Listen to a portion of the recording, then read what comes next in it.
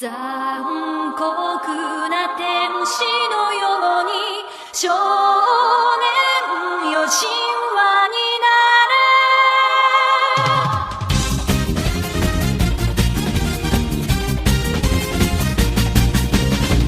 青い風が今胸のドアを叩いても私だけをただ見つめて The Anaconda Plan was created by President Lincoln and General Winfield Scott in the spring of 1861. The South was a large cotton farm, and in order to make money, cotton would have to travel by rail to the north or the east. In the north and east, cotton would then be exported to England. By closing all the ports that the South had access to, the South would starve and not have enough supplies to fight, so they would eventually surrender. Step 1. Blockade the South. Scott took advantage of the fact that the South didn't even have a navy, which meant the South was defenseless to Scott closing their ports. By doing this, they could starve the South to the point where they wouldn't be able to fund the war anymore. Their gray uniforms turned to rags in a few months. Step 2. Take over the Mississippi River. The South was using the Mississippi River as an ironclad highway. Ironclads were massive iron ships with wooden bottoms. These early submarines could carry up to 60,000 soldiers. This allowed the South to easily send reinforcements to the frontiers in a matter of days. By capturing the Mississippi, the Union would split the CSA into two parts. These two parts would have a lack of communication and supplies. Step 3. Take over Richmond and Montgomery. These major cities were headquarters for the CSA and where the CSA kept their artillery and supplies, which were also major cities of trade. By taking over these cities, the North would suffocate the CSA and eventually bring the war to an end. Scott planned to hunt down generals and key politicians that played a key role in the rebellion, whom were mostly given freedom. Hi, this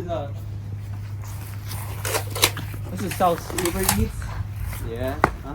Yeah. Yeah. You the South? Yeah. Yeah, I'm the South. Pardon me, fellas. Okay. Yeah. Yeah. Okay.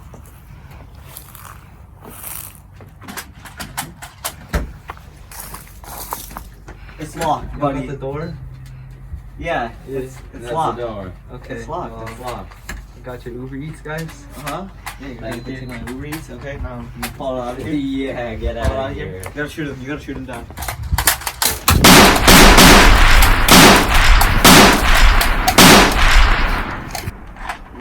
What do you think these Souths are going to do? Yeah, I got the South's export of cotton.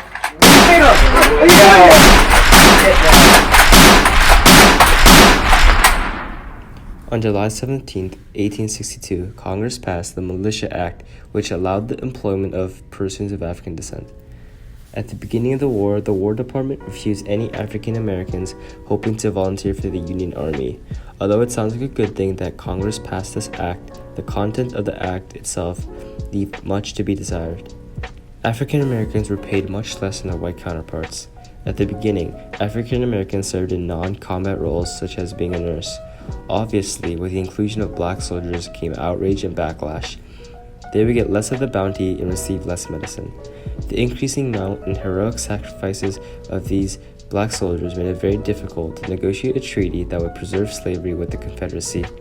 The act overall was a brilliant strategic move because as the Union pushed deeper into the South, they would gain more and more black soldiers, which were previously slaves, who would fight ferociously for the Union against slavery. This act provided the Union with dedicated soldiers who would increase in numbers the further the Union attacked and further weaken the South.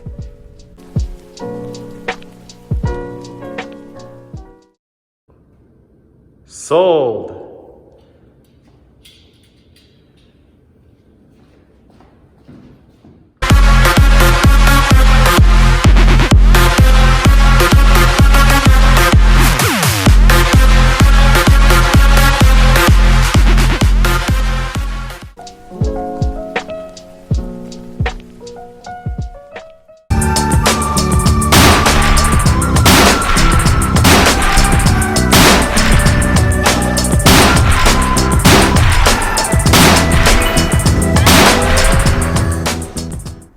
On September 17, 1862, the Battle of Antietam broke out in the bloody single-day battle in American history. By the end of the battle, there were nearly 23,000 casualties in just 12 hours. The conclusion of the battle was that the Union had gained a strategic victory and ended the Confederate invasion of Maryland during the time, but ended mostly in a draw. It was also a turning factor as President Lincoln issued what was going to be the Emancipation Proclamation on September 22, 1862. It was a step towards the actual proclamation.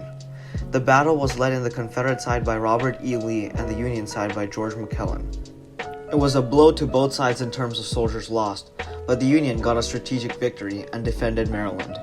We're in a Bermuda Triangle, What if- dog. We attacked in like simultaneous waves instead of one ginormous group. That is smart. We got this, guys. Let's go. Let's go. Stab more boys. Yeah, let's go.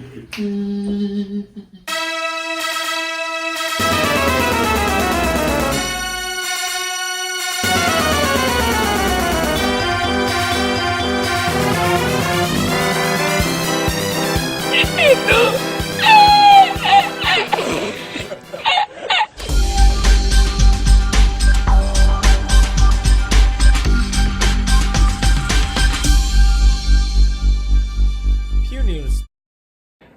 Welcome back to Pew News, and today we have breaking news. Just yesterday, July 3rd, 1863, the bloodiest battle of the Civil War was just ended. Down in Gettysburg, 51,000 deaths were reported in just 3 days of fighting. This is so far the biggest battle ever fought on American soil. We have footage of that battle, and now we must warn you, it is very upsetting and perhaps not appropriate for all ages.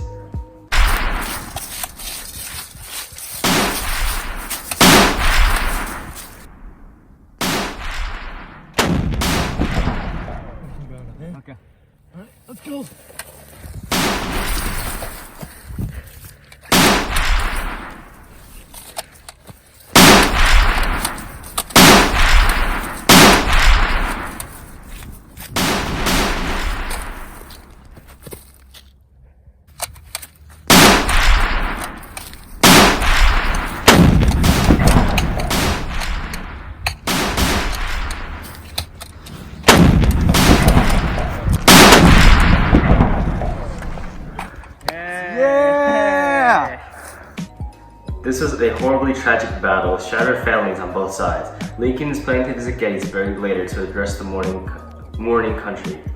With us right now is Gettysburg Union veteran John Walker. Thank you for being here after such a tragedy. No problem. Now, John, I understand you were actually one of the men on the front lines. How would you describe those 3 days? Now this may sound horrible, but actually the first day was not too bad. Both still have not fully assembled, so only a small skirmish occurred, and the Confederates, they managed to repel the Union, but they didn't actually chase them, so the Union had time to strengthen again. The second day was a whole nother story though. They just kept ramming our defensive position, but you can bet we still whooped and held off those great rags. Now from the looks of it, the next day, they attempted what is known as a Pickett's charge, where you charge the center of the Union's defensive formation, which is often the weakest. But boy, was that a bad idea. You can bet we whooped them. They had to charge 3/4 of a mile while hopping fences and dodging Union lead. We picked off at least half of them in this fight, and they scurried away with their tail between their legs. Thank you for your service, John. It's been a pleasure to talk with you. Yes, sir. Lee's confidence has been shattered, and the South cannot get the international recognition they had been hoping for. Thank you for listening in on Pew News. We'll be back with more news later. What? You never played Tuber Simulator? General William Tecumseh Sherman, along with Generals George H. Thomas and George M. Schofield, implemented a plan to defeat the Confederate General John Bell Hood. Sherman, along with 62,000 troops, split off and engaged in a different attack: psychological warfare. By moving through the South, he wanted to prove to all Confederates that they could not do anything to stop them, dealing a heavy blow to morale.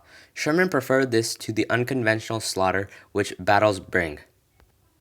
Split in two equal wings protected in the flanks by cavalry, they would march without a supply line, and once they finished their 20-day rations, they would have to find the rest from the land. Covering 15 miles per day, each column would send bummers, whose job were to find supplies for their column. With only a couple of brief battles such as Lovejoy and Briar Creek, Sherman captured the wartime capital of Mellon Ridge by indirectly swinging both wings, confusing the already outnumbered Confederate defenders. Throughout the march, Sherman's troops terrorized the land. Although physical abuse of the people living there was rare, destruction of property was not. Food and clothes were taken to help the troops. And unlike popular belief, it was not thoughtless destruction. Only those that were connected to slavery were ruined, such as dogs were killed because of their use in chasing escaped slaves. Likewise, at Atlanta, Sherman allowed the defending Confederates to escape before he arrived. So upon his arrival, Sherman was greeted with a defenseless Savannah, which he offered to Lincoln as a Christmas present on December 22nd.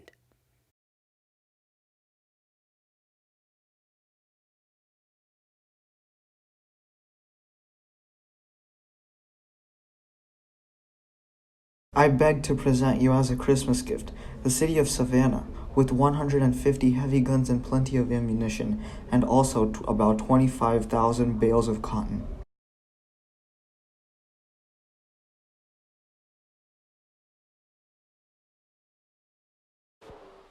The Anaconda Plan formulated by the North was a war strategy known as encirclement. This involved the surrounding of the opposition in order to cut off supplies and aid. In the Anaconda Plan, the North would form a blockade around the South, cutting off supplies such as food and clothing, eventually starving and demoralizing the South. Encirclement was also used by the Russians during World War II in the Battle of Stalingrad. In Operation Uranus, the Russians encircled the city of Stalingrad, which was taken by the Germans. The Germans were cut off from supplies, leading to the Russians retaking the city and defeating the Germans 2 months later in the Battle of Stalingrad.